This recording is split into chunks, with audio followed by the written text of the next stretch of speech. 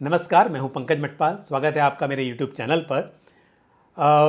Personal finance जुड़ा हुआ आपका कोई भी सवाल हो, mutual fund, insurance, credit card, loan, मेरी कोशिश होती है कि मैं आपके सवालों के जवाब विस्तार से दे सकूं ताकि आप अपने इन्वेस्टमेंट को लेकर इन्फॉर्म डिसीजन ले सकें।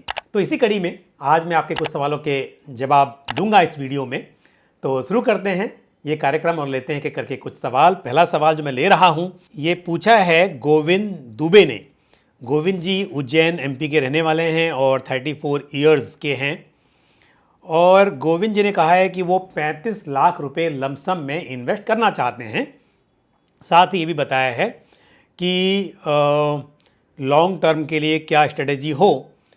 तो गोविंद जी, लॉन्ग टर्म आपने कहा है, ये अच्छी बात है, लेकिन फिर भी अलग अलग इन्वेस्टर्स के लिए लॉन्ग टर्म का मतलब बदल जाता है। तो मैं ये मान के चलूँ अगर कि आप 10 साल या उससे अधिक वक्त के लिए इन्वेस्ट करना चाहते हैं तो मैं आपको कुछ यहाँ पर राय देना चाहूँगा। लेकिन यदि आपका नज़रिया 10 साल से कम का है तो ऐसे में आप इस मेरी जो राय है इस पर ध्यान ना दें, बल्कि अपना क्वेश्चन दोबारा से पोस्ट कर दें। तो यदि आप 10 साल या उससे अधिक वक्त के लिए इन्वेस्ट करना चाहते हैं तो ऐसे में दो चीज़ें इंपॉर्टेंट हैं। एक तो ये लॉन्ग टर्म में अगर आपका उद्देश्य वेल्थ क्रिएशन है, और दूसरी बात उतार चढ़ाव से आपको घबराहट नहीं होती है, तो आपको इक्विटी ओरिएंटेड म्यूचुअल फंड्स में इन्वेस्ट करना चाहिए। क्योंकि इक्विटी ओरिएंटेड म्यूचुअल फंड्स में भले ही मैं कहूँ कि लॉन्ग टर्म में वेल्थ क्रिएशन की संभावना है, लेकिन ये बात यहाँ पर देखने को मिलती है कि शॉर्ट टर्म में कई बार आपके फंड्स की जो NAV है वो कम और ज़्यादा होगी, मार्केट फ्लक्चुएट करते हैं। तो ऐसे में ऐसे इन्वेस्टर्स जिनको इस तरह के वॉलेटिलिटी से घबराहट होती है, उन्हें फिर कुछ हाइब्रिड फंड्स में इन्वेस्ट करना चाहिए या फिर लार्ज कैप इंडेक्स में करना चाहिए। लेकिन यदि आपका रिस्क एपेटाइट अच्छा है और आप लॉन्ग टर्म यानी कि 10 साल या उससे अधिक वक्त के लिए इन्वेस्ट कर रहे हैं तो ऐसे में आप एक वेल डाइवर्सिफाइड पोर्टफोलियो बना सकते हैं इक्विटी ओरिएंटेड फंड्स का, जिसमें large cap, mid cap, small cap, international funds, सभी तरह के फंड्स हो सकते हैं। और साथ ही आप यदि लंबे वक्त के लिए इन्वेस्ट कर रहे हैं तो इस वक्त पर STP के जरिए इन्वेस्ट करना शायद सही रहेगा। तो STP में आप जानते होंगे कि पहले आप अपने पैसों को एक लो रिस्क वाले डेट ओरिएंटेड फंड में पार्क कर देते हैं और वहाँ से आप ये तय कर लेते हैं कि कितना पैसा एक फिक्स इंटरवल पर, वो वीकली, डेली, मंथली कुछ भी हो सकता है, इक्विटी फंड में ट्रांसफ़र होगा। तो इससे मार्केट में जो उतार चढ़ाव होता है उसका जोखिम कम हो जाता है। तो यदि मैं आपको फंड्स के नाम बताऊं तो एक लार्ज कैप फंड, और लार्ज कैप में आप एक निफ्टी 100 इंडेक्स फंड जैसे कि एक्सिस निफ्टी 100 इंडेक्स फंड है या कोई भी निफ्टी 100 इंडेक्स फंड आप कंसिडर कर सकते हैं। मिड कैप फंड में आप Motilal Oswal mid cap fund या Mirae asset mid cap fund अपने पोर्टफोलियो में शामिल कर सकते हैं। और अगेन स्मॉल कैप आप अपने टोटल पोर्टफोलियो का 10 से 20% तक ही रखें, क्योंकि स्मॉल कैप में रिस्क ज़्यादा होता है, यहाँ पर वॉलेटिलिटी थोड़ी ज़्यादा हो सकती है। तो यहाँ पर भी आप इन्वेस्ट कर सकते हैं और ऐसे में Nippon India small cap fund एक सही चॉइस मानी जा सकती है। और उसके बाद एक इंटरनेशनल फंड भी आप अपने पोर्टफोलियो में शामिल कर लें। इंटरनेशनल फंड में ICICI prudential US blue chip fund, ये फंड कंसिडर किया जा सकता है। और आप साथ ही एक फ्लेक्सी कैप फंड को भी अपने पोर्टफोलियो में शामिल कर सकते हैं। फ्लेक्सी कैप फंड क्योंकि सभी तरह के मार्केट कैप में इन्वेस्ट कर सकता है, तो based on the situation fund managers अपने हिसाब से तय करते हैं कि किस तरह के मार्केट सेगमेंट में ज़्यादा एलोकेशन होना चाहिए, तो इसका फ़ायदा आपको मिल सकता है।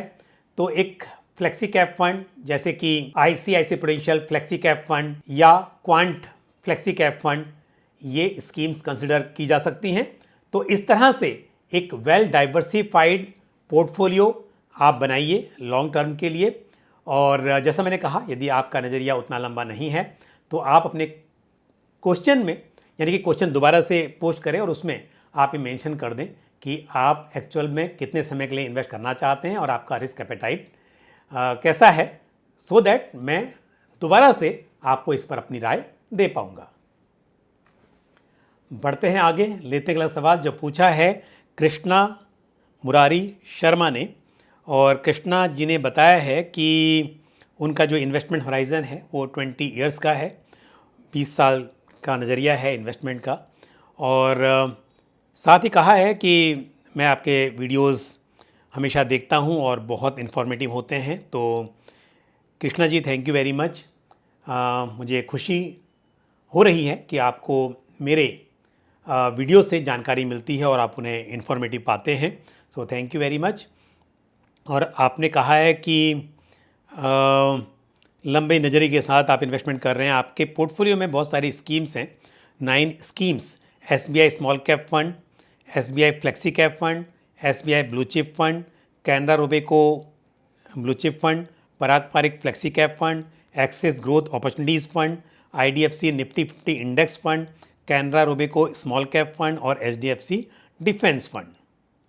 तो आपने भी कहा है कि आपका पोर्टफोलियो काफ़ी बड़ा हो गया है, कौन से फंड्स में यहाँ रहना चाहिए। देखिए, यदि आपका नज़रिया 17 to 20 ईयर्स का है तो ऐसे में थोड़े से बदलाव आप कर सकते हैं। पहली बात तो लार्ज कैप में बहुत सारे फंड्स हैं आपके पास, तो यदि आप सभी लार्ज कैप स्कीम्स में अपनी SIP रोक दें तो भी चलेगा, पोर्टफोलियो छोटा हो जाएगा।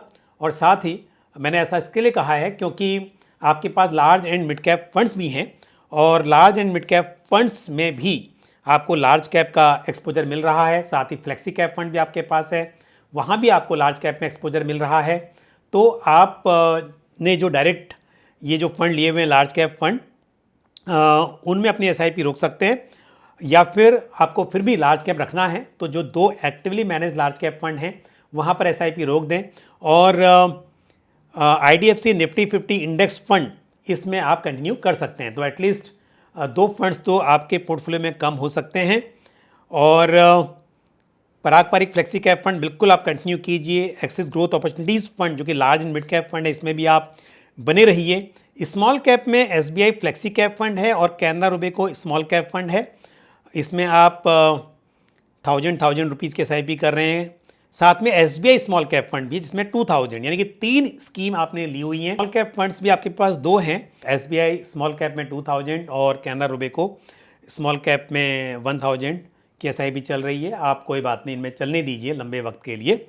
तो फिलहाल के लिए आपको मेरी राय यही है कि आप 2 large cap fund SBI blue chip fund और साथ ही Canara Robeco blue chip fund, इनमें अपनी SIP रोक सकते हैं। और आपने ये नहीं बताया कि आपको कितने पैसे इकट्ठे करने हैं, क्या आपका टारगेट है।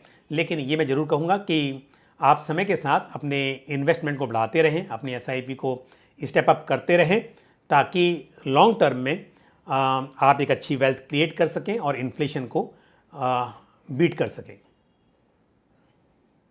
और अब लेते हैं अगला सवाल जो पूछा है केशव मिश्रा ने। केशव जी उड़ीसा के रहने वाले हैं और 45 ईयर्स की एज है। उन्होंने बताया कि उनकी मंथली इनकम 20,000 की है और 12 to 14,000 महीने में खर्च हो जाता है। अब वो जानना चाहते हैं कि उन्हें कहाँ इन्वेस्ट करना चाहिए। तो केशव जी, ये कई बातों पर निर्भर करता है, जैसे कि आप किस चीज़ के लिए इन्वेस्ट करना चाहते हैं, कितने समय तक आप इन्वेस्टेड रहेंगे और साथ ही आपका रिस्क एपेटाइट कैसा है। तो डिफरेंट एसेट क्लासेस होते हैं, डिफरेंट तरह की स्कीम्स होती हैं और सभी का अपना एक ऑब्जेक्टिव होता है। तो अगर आपको रिस्क नहीं लेना है, आपको मतलब कि वैसे तो ये ज़रूरी हो जाता है कि थोड़ा रिस्क लिया जाए ताकि आप अच्छी वेल्थ क्रिएट कर सकें। लेकिन अगर आपको इससे डर लगता है, रिस्क एपेटाइट बिल्कुल कम है, तो ऐसे में पोस्ट ऑफिस में RD करना या बैंक में RD करना ये भी शायद आपके लिए सही हो सकता है। लेकिन यदि आप लंबे वक्त के लिए निवेश करना चाहते हैं और आप चाहते हैं कि थोड़ा जोखिम लिया जाए ताकि अच्छे रिटर्न्स मिल सके, तो ऐसे में म्यूचुअल फंड्स में इन्वेस्ट किया जा सकता है। और म्यूचुअल फंड्स अलग अलग तरह के होते हैं। कुछ म्यूचुअल फंड्स इक्विटी शेयर्स में इन्वेस्ट करते हैं, तो कुछ FD जैसे कुछ इंस्ट्रूमेंट आप कह लीजिए एफडी जैसे प्रोडक्ट्स, जिन्हें बॉन्ड्स, डिबेंचर्स, गवर्नमेंट सिक्योरिटीज़ के नाम से जाना जाता है, इस तरह के प्रोडक्ट्स में इन्वेस्ट करते हैं। कुछ म्यूचुअल फंड्स गोल्ड और सिल्वर में भी इन्वेस्ट करते हैं। तो आपको देखना होगा कि आपके लिए क्या सूटेबल रहेगा। लेकिन मैं कहूँगा कि यदि आप महीने में 4-5 हज़ार रुपया बचा पा रहे हैं तो उसमें से थोड़े पैसे आप आरडी कर लें बैंक में, ताकि मान लीजिए 5,000 कर रहे हैं तो आप 2,000 रुपये की आरडी कर लें और 3,000 रुपये आप म्यूचुअल फंड में एसआईपी के जरिए इन्वेस्ट कर सकते हैं। और 3,000 रुपये में से भी मान लीजिए कि आप आरडी कर रहे हैं तो वो आपका डेट इन्वेस्टमेंट हो गया। 1,000 रुपये आप एक गोल्ड फंड में इन्वेस्ट कर लें, यानी कि ऐसा फंड जिसका पैसा सोने में इन्वेस्ट होगा, इस तरह का फंड ले सकते हैं। और 2,000 रुपये आप एक इंडेक्स फंड में एसआईपी के जरिए इन्वेस्टमेंट की शुरुआत कर सकते हैं। और जैसे कि आदित्य बिरला सन लाइफ निफ्टी 50 इंडेक्स फंड या फिर एक्सिस निफ्टी 100 इंडेक्स फंड, इस तरह के फंड में एसआईपी की जा सकती है। तो मैं आपको कम जोखिम वाला पोर्टफोलियो सजेस्ट कर रहा हूं, क्योंकि आपके सवाल से मुझे ये समझ में आ रहा है कि आप एक नए इन्वेस्टर हैं या अभी शुरू करना चाह रहे हैं। इसके लिए आपको ज़्यादा जोखिम नहीं लेना चाहिए। शुरुआत में आप थोड़े इस तरह के फंड से स्टार्ट करें ताकि आपको लॉन्ग टर्म में फ़ायदा मिल सके। अगला सवाल जो मैं ले रहा हूँ ये पूछा है विकास शर्मा ने।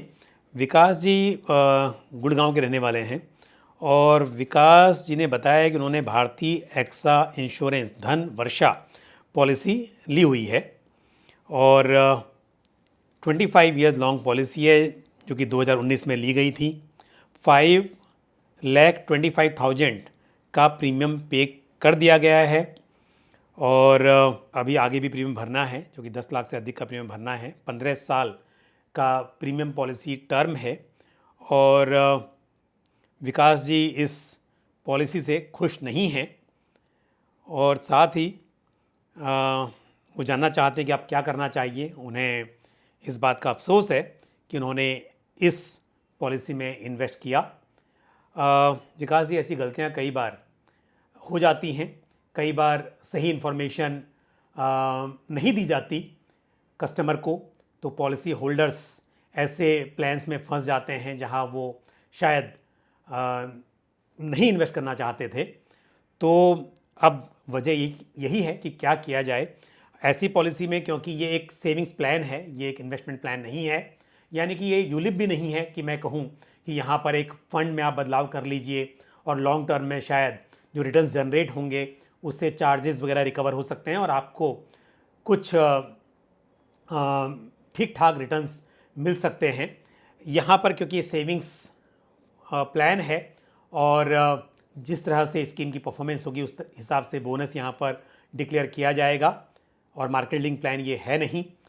तो अब सवाल ये है कि यहाँ पर यदि आप 9th पॉलिसी ईयर में भी सरेंडर करते हैं, आप 4th में तो छोड़ दीजिए, तो भी 50% ही सरेंडर वैल्यू यहाँ पर मिल पाएगी। यानी कि जो गारंटीड सरेंडर वैल्यू है, तो वो जो आपने टोटल क्यूमुलेटिव प्रीमियम पे किया है उसका 50% तक, और अभी आप करते हैं तो भी आपको 50% ऑफ दैट प्रीमियम वैल्यू आपको मिल पाएगी जो गारंटीड सरेंडर वैल्यू है। बाकी जो एक्चुअल सरेंडर वैल्यू है वो आप एक बार चेक कर सकते हैं, हालांकि आपने मेंशन भी की हुई है। तो अब बात ये आती है कि क्या आपको आगे प्रीमियम भरते रहना चाहिए या फिर लॉस बुक करना चाहिए। अगर आप भरते रहेंगे तो भी आपको बहुत फ़ायदा नहीं होने वाला है इस पॉलिसी में, ये बात तो तय है। जहाँ तक इंश्योरेंस कवर का सवाल है, यदि आप टर्म प्लान ले लेते हैं तो आप थोड़े प्रीमियम में काफ़ी बड़ा कवर पा सकते हैं। तो आप पॉलिसी को सरेंडर करें उससे पहले आप एक टर्म प्लान ज़रूर ले लें।